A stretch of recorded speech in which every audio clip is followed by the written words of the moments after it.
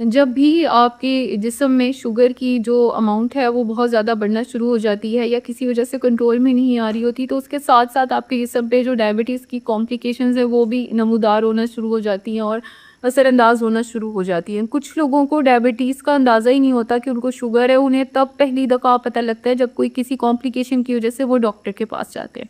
ये कॉम्प्लिकेशंस मुख्तलिफ ऑर्गन्स में हो सकती हैं, मुख्तलिफ तरीके से हो सकती हैं। इनफैक्ट आपकी बॉडी का हर ऑर्गन है जो ज़्यादा शुगर होने की वजह से डैमेज हो सकता है और बहुत अरसे तक अनकंट्रोल्ड अगर आपका जो शुगर लेवल है तो उससे बहुत ज़्यादा जो है वो मुज़र असरात आपके जिस्म पे रूनुमा हो सकते हैं। इसमें आपकी आँखें जो आपके ऑर्गन्स ख़राब हो सकते हैं उसमें आपकी आँखें शामिल हैं। आपकी आँखें ख़राब हो सकती हैं, धुंधला नज़र आएगा, आपको विज़न के इश्यूज़ हो जाएँगे और इसके अलावा ये तो बिल्कुल छोटे-छोटे मसाइल हैं, इससे ज़्यादा मसाइल भी हो सकते हैं। इसके अलावा आप को गुर्दे जो हैं वो आपके ख़राब हो सकते हैं, गुर्दों के मुख्तलिफ मसाइल सामने आ सकते हैं, यूरिनेशन के मसाइल सामने आ सकते हैं। इसके अलावा खून की नालियाँ जो हैं वो तंग हो सकती हैं, उसकी वजह से फ़ालिज हो सकता है, हार्ट अटैक हो सकता है, आपके असाब कमज़ोर हो सकते हैं। उसके भी आपकी मुख्तलिफ तरीके से वो सिम्पटम्स जो हैं, अलामात जो जिस्म पे नज़र आना आहिस्ता-आहिस्ता शुरू हो जाती हैं। तो इस पे हम पहले बात थोड़ी-सी ये कर लेते हैं कि ये कॉम्प्लिकेशन होती क्यों है और फिर हमने करना क्या है।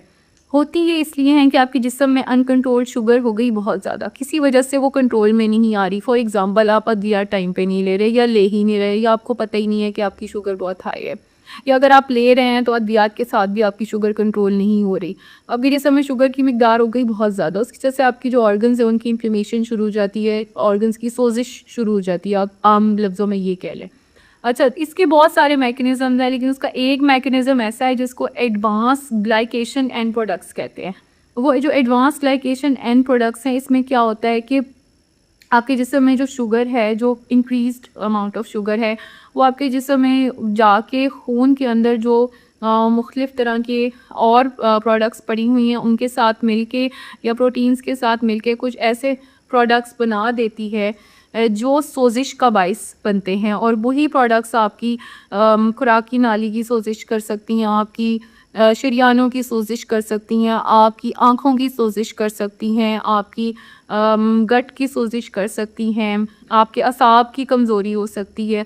मुख्तलिफ़ तरह से वो अपना असर जो है वो आपके जिस्म पे छोड़ती है। तो अब आपने इसमें करना क्या है?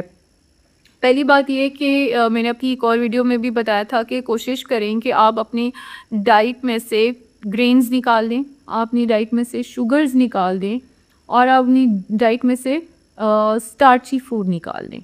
ये 3 चीज़ें कोशिश करें कि निकाल दें। अच्छा, स्टार्ची फूड क्या होती है, नॉन स्टार्ची फूड क्या होती है, एक और वीडियो में हम इस पे बहुत डिटेल में बात कर चुके हैं। दूसरा काम आपने ये करना है कि अपनी डाइट में ऐसी चीज़ें शामिल करें जो सोजिश कम करने का बायस बनती हैं, इन्हें एंटी इन्फ्लेमेटरी कहा जाता है। तो एंटी इन्फ्लेमेटरी जो चीज़ें हैं उनमें सबसे ज़्यादा जो अगर आप कह लें कि इम्पॉर्टेंट चीज़ हो सकती है दैट इज़ विटामिन। तो विटामिन्स जो हैं वो आपके जिस्म में मुख्तलिफ़ तरीके से आप उनको ले सकते हैं, एक्सटर्नल सोर्सेज से ले सकते हैं, उसके सप्लीमेंट्स भी ले सकते हैं। मुख्तलिफ़ तरह के विटामिन्स हैं जो आपके जिस्म के लिए ज़रूरी होते हैं। कुछ विटामिन्स ऐसे हैं जो आपके जिस्म में ऑलरेडी प्रेजेंट होते हैं, कुछ होते हैं जो आपको बाहर के सोर्सेज से लेने पड़ते हैं। तो वंस विटामिन्स का इस्तेमाल आपके जिस्म में शुरू हो जाता है तो वो एक से ज़्यादा तरीके से आपके जिस्म पे असरअंदाज होते हैं और तमाम विटामिन्स आपने लेने हैं। तो मैं एक चार्ट आपको दे रही हूँ, इस चार्ट को जब आप फॉलो करेंगे तो आपको अंदाज़ा होगा कि कौन सा विटामिन जो है वो किस किस चीज़ में पाया जाता है। तो उसके मुताबिक फिर आप वो विटामिन इस्तेमाल कर सकते हैं। ये एंटी इन्फ्लेमेटरी होते हैं और ये आपके जिस्म में मुख्तलिफ़ तरह की सोजिश को कम करने में नुमायाँ किरदार अदा करते हैं। अच्छा जी, इसके अलावा अगर हम बात करें तो दूसरा तरीका ये है कि आप फास्टिंग करना शुरू कर दें। फास्टिंग आप मुख्तलिफ़ तरीके से कर सकते हैं। इस वक्त बहुत सारे लोग अपना वेट कंट्रोल कर रहे हैं फास्टिंग करके, इंटरमिटेंट फास्टिंग करके। हमारे मज़हब में भी फास्टिंग जो है अभी रोज़े शुरू होने वाले हैं, तो कोशिश करें कि जब रोज़े शुरू हों तो उसमें आप बहुत ज़्यादा फ्राइड आइटम्स और मीठा और शक्कर इस तरह की चीज़ों का इस्तेमाल ना करें। खुद भी भूखे रहने की आदत डालें और आहिस्ता-आहिस्ता उस इंटरवल को बढ़ाते जाएँ। एकदम आप इस हैबिट को अडैप्ट नहीं कर सकते। आपको इस हैबिट को अडैप्ट करने के लिए थोड़ा टाइम चाहिए। तो आप इसको फ्यू आवर्स से शुरू कर सकते हैं और फिर आवर्स को एक्सटेंड करते जाएँ। जिस तरह से आपको भूखे रहने की आदत पड़ जाती है। जब आपको भूखे रहने की आदत पड़ जाती है तो होता क्या है कि आपके खून के अंदर शुगर जो है वो कम होना शुरू हो जाती है। जब शुगर कम होना शुरू हो जाती है, आपके जिस्म से चर्बी टूटना शुरू हो जाती है। जब चर्बी टूटना शुरू हो जाती है तो उससे आपको एनर्जी मिलती है और इस तरह से आपका वेट लॉस भी शुरू हो जाता है।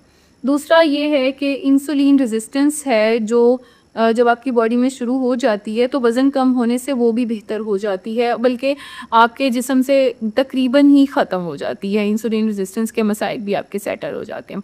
एक और तरीका जो आप कर सकते हैं that is exercise and strength training. Exercise मुख्तलिफ तरीके से आप अपने इंस्ट्रक्टर से मशवरा लेके कर सकते हैं, लेकिन उसके साथ साथ स्ट्रेंथ ट्रेनिंग को भी अपनी डाइट में शामिल रखें और आप किसी मुअल्लिम से मशवरे के बाद प्लस एक इंस्ट्रक्टर से मशवरे के साथ, जो कि एक्सरसाइज इंस्ट्रक्टर्स होते हैं आजकल अवेलेबल है, क्वालिफाइड इंस्ट्रक्टर्स मौजूद हैं, उनसे मशवरे के साथ आप हाई इंटेंसिटी इंटरवल ट्रेनिंग भी शुरू कर सकते हैं।